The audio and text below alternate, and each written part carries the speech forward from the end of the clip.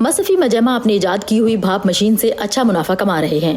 وہ کہتے ہیں کہ جب سے صدر جان مگوفولی نے کہا ہے کہ بھاپ کرونا وائرس کو شکست دینے میں کارگر ہے، تب سے بہت سے لوگ یہ اسٹیمر خرید رہے ہیں، جس سے ان کی روزانہ کی کمائی $200 تک پہنچ گئی ہے۔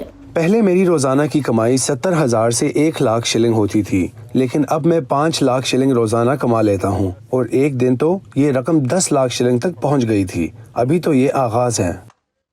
2 ماہ قبل تنزانیہ کے رہنما نے یہ مشورہ دیا تھا کہ بھاپ لینے سے کرونا وائرس کا علاج ممکن ہے۔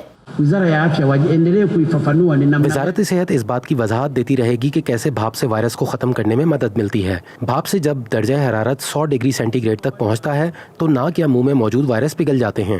یہ بھی ایک اہم بات ہے۔ جان مکاؤ کو اس طریقے علاج پر بھروسہ ہے۔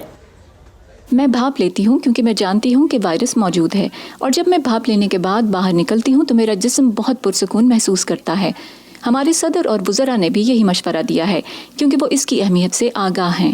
لیکن ماہرین صحت نے خبردار کیا ہے کہ اس بات کے کوئی ثبوت نہیں کہ بھاپ لینے سے کرونا وائرس کو شکست دی جا سکتی ہے، بلکہ ہو سکتا ہے کہ زیادہ بھاپ سے آپ کسی اور مسئلے کا شکار ہو جائیں۔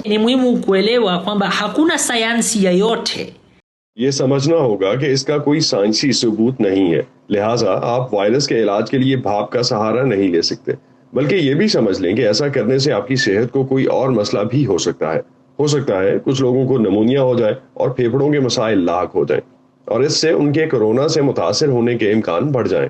لیکن مجمع کو ان لوگوں کی وجہ سے اب بھی منافع ہو رہا ہے جو یہ سمجھتے ہیں کہ بھاپ کرونا وائرس کے خلاف مؤثر ہتھیار ہے۔